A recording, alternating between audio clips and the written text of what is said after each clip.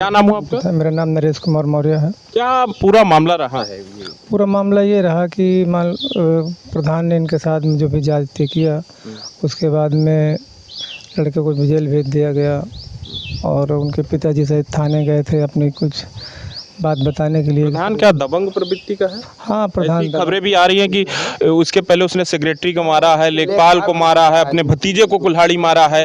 तो क्या उसका मतलब आपराधिक इतिहास ही है? आपराधिक इतिहास से उसका ऐसा काम है, किसी को भी मार सकता है, किसी को मारने लगता है। मैं PCS जे कर चुका हूँ। PCS जे की तैयारी आप करते हैं?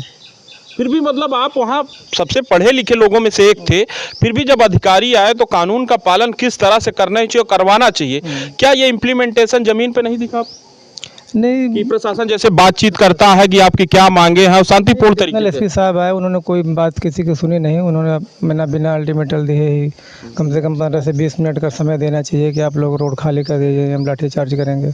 उन्होंने ऐसा कोई कार्य नहीं किया। उनके आते ही उन्होंने लाठीचार्ज करवा दी, बूढ़ों पे, बच्चों पे, नवयुवकों पे, महिलाओं पे लाठीचार्ज की गई।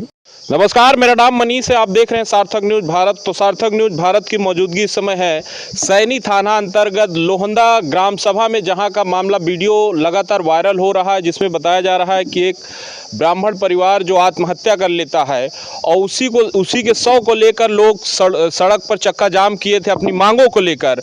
और वहां पर जिस तरह से प्रशासन और पुलिस प्रशासन ने बर्बरता और निर्दयता दिखाई है और जिस तरह से शव को अंतिम संस्कार भी पूरे सम्मान के साथ नहीं करने दिया है। हम आज पीड़ित परिवार के घर पर हैं। भैया आफिफ कुमार तिवारी। क्या था पूरा मामला? पूरा मामला ये था कि हम लोग, जो मृतक हुए हैं राम बाबू तिवारी जी, वो आपके रिश्ते में क्या लगता है? चाचा। अच्छा जी। तो क्या हुआ था जो इतनी बड़ी घटना हो गई? ये हुआ था कि चाचा के छोटे वाले लड़के को फर्जी पॉक्सो एक्ट में ग्राम प्रधान ने पुलिस की मिली भगत के कारण जेल भिजवा दिया।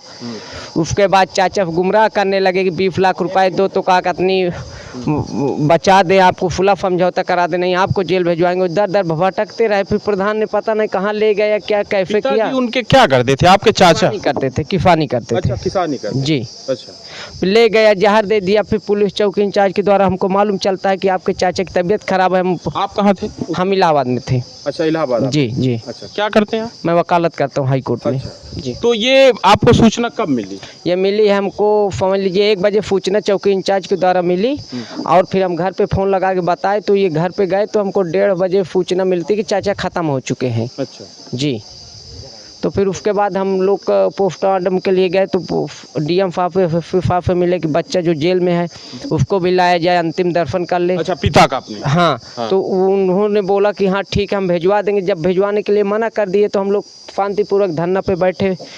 क्या मांग थी आप लोगों की? है कि बच्चे को बुला दीजिए कि क्या कहते हैं, कम से कम देख ले, एक बार कंधा दे दे और जो दोषी हैं उनको जेल भेज दिया जाए, यही मांगे थी। लेकिन बातें चल रही थी, CO साहब थे, इंस्पेक्टर साहब थे, लेकिन एडिशनल SP ने नफे में आके आते मान लाठीचार्ज करवा दी। अच्छा, कोई बातचीत नहीं की उन्होंने? उसके बाद वो नफा बहुत करते, नफे में आके बिल्कुल महिला बूढ़े बुजुर्ग सबके ऊपर लाठीचार्ज करवा दी। अच्छा जी। तो मतलब जब वहाँ लाठीचार्ज कर दी तो वहाँ से लोग तितर बितर हो गए, भागने लगे? घर से लेके बाहर तक सब भागने लगे, गांव में भी।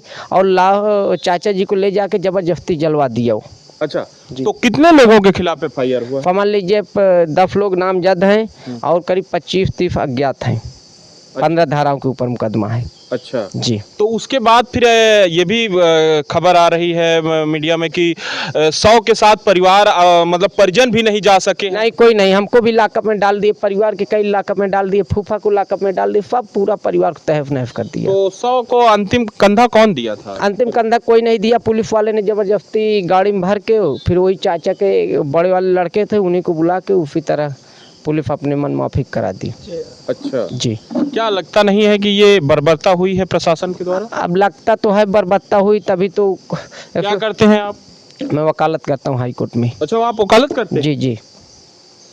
तो आपको तो हर कुछ जानकारी होगी। जानकारी थी। अगर लाठीचार्ज भी होती तो गफ्टेड अधिकारी वहाँ पे होना चाहिए और 10 मिनट पहले बताना चाहिए कि क्या कहते आप लोग हट जाइए, लाठीचार्ज होगी। लेकिन यहाँ के एडिशनल SP इतना नफा करता है कि आप पूछिए मत। क्या मांग है अब सरकार से आपको? सरकार से मांग है कि उचित कार्रवाई हो, जो दोषी हैं, और हमारे ऊपर जो FIR है उसको कैफ कराई जाए।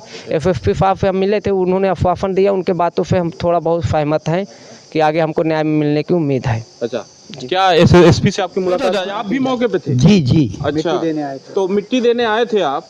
जी। तो क्या प्रशासन ने क्या किया उस? अरे प्रशासन तो वो कर दिए कि हम लोग मिट्टी नहीं दे पाए, हम लोग घर में जो घुस गए घुसे रह गए, डर के मारे नहीं निकल तो पाए। क्या मानते हैं उत्तर प्रदेश में योगी आदित्यनाथ की सरकार है, ऐसा माना जा रहा है कि इस प्रदेश में जब से योगी आदित्यनाथ आए हैं तब से राम राज्य आ गया है, तो क्या राम राज्य की सरकार में इस तरह से प्रशासन बर्बरता कर सकती है लोगों अब को? कर ही रही, देख ही रहे, सुन ही रहे हैं आप। हम लोगों के साथ लठ लगी, आज भी हाथ नहीं उठ रहा है। अच्छा, और क्या, मतलब कि 100 के साथ आप लोग शांतिपूर्ण तरीके से बैठे थे? बता तो रहे कि मिट्टी नहीं दे पाए, घर के अंदर घुस गए, डर के मारे 50 पुलिस ये वो कि पकड़ न ले, मारने न लगे, ये डर के वजह से हम अंदर के अंदर ही घुसे रह गए। अच्छा, कोई निकल नहीं पाया। मतलब वहाँ रोड के बाद क्या पुलिस गांव तक अंदर आई? और क्या, सौ वही तो लेके आई। अच्छा, किसी को हिम्मत नहीं पड़ती थी कि 100 के पास जाए, न रिश्तेदार न घर न परिवार, कोई वहाँ रुक पाया क्या? डर तो वो चीज़ है कि मार तो बुरी चीज़ है। अच्छा, यानी बहुत ज़्यादा